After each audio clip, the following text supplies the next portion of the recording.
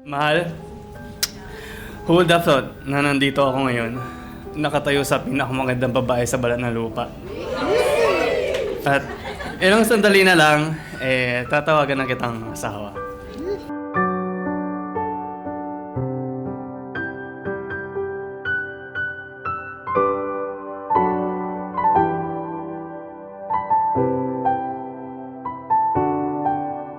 There is a time for every season, and God has made all things beautiful in His time. And the time has been come to RJ and Clyden to share their lives together.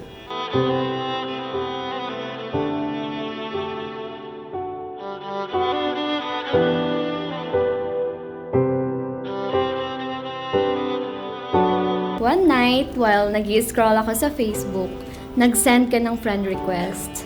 I check your profile to see kung kilala kita, pero hindi. So, in-ignore ko lang. Then, parang after 2 days, nag-send ka ulit ng friend request. So, sabi ko, ay, kinancel niya yung friend request niya, tapos nag-request ulit para notify ulit. So, honestly, in-expect ko na magme-message ka kaagad, pero hindi. So, ayun, okay lang, life goes on. Nagre-react ka lang sa stories ko. And ayoko naman na ako yung mag-first move. So, ang tactics ko, nag-i-story ako ng something na mapapa-message ka talaga. Nag-message ka and somehow, that one simple message became the beginning of the greatest love story I have ever known.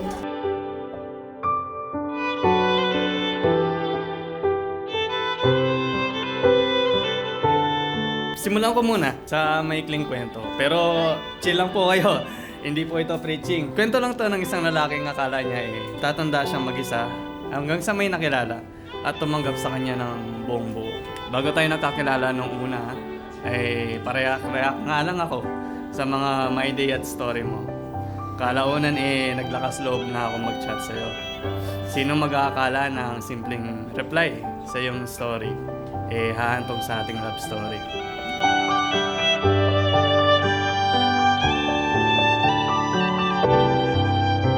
Growing up, my heart longed for a love like ours without even realizing it existed.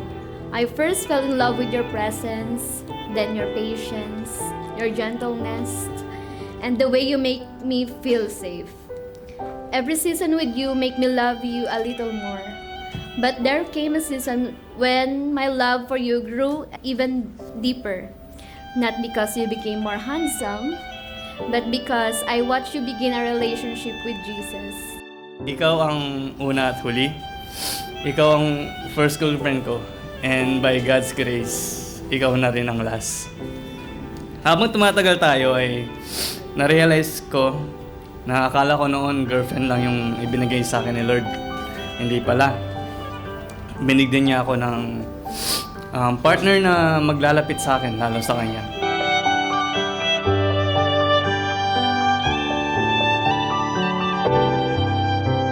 Sa bawat pagkakataong nadatapa ako, ikaw yung taong ginagamit ni Lord para i-lift up ako. Sa bawat pagkakataong nanghihina yung faith ko, ikaw yung ginagamit niya para ipaalala sa akin ang kabutihan at katapatan niya.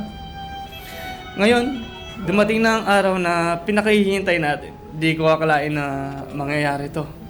Pero si Lord talaga yung nagplano Perfect timing, perfect process, and perfect people that surrounds us. And most importantly, di ba? Perfect bride na binigay niya sa akin.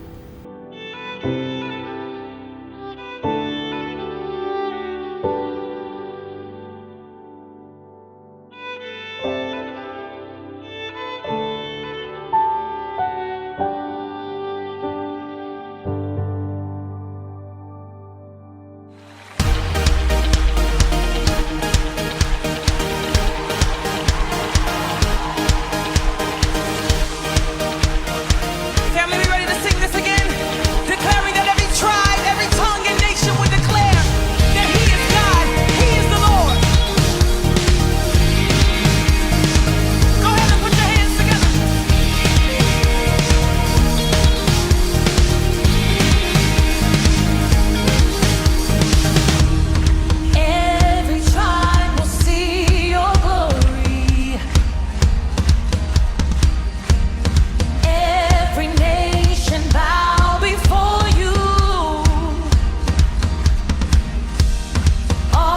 I vow to keep choosing you, every version of you in every season.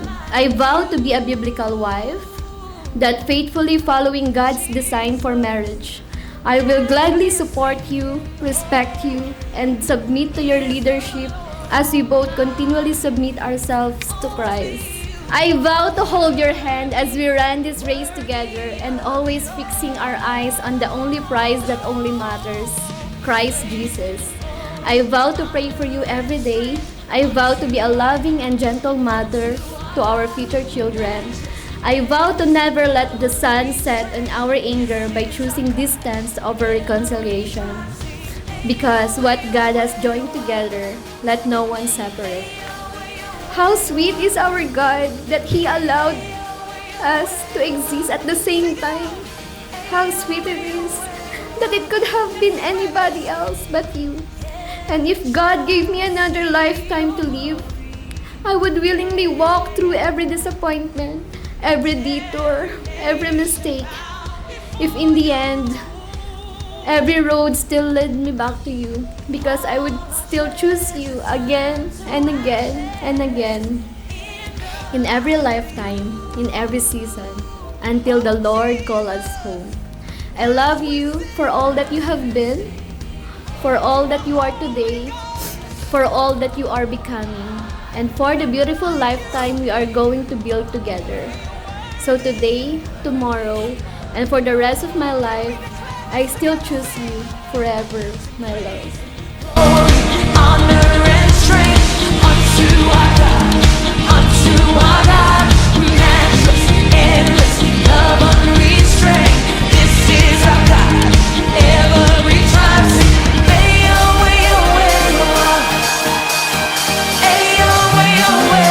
Y'all sound so good in here, sing.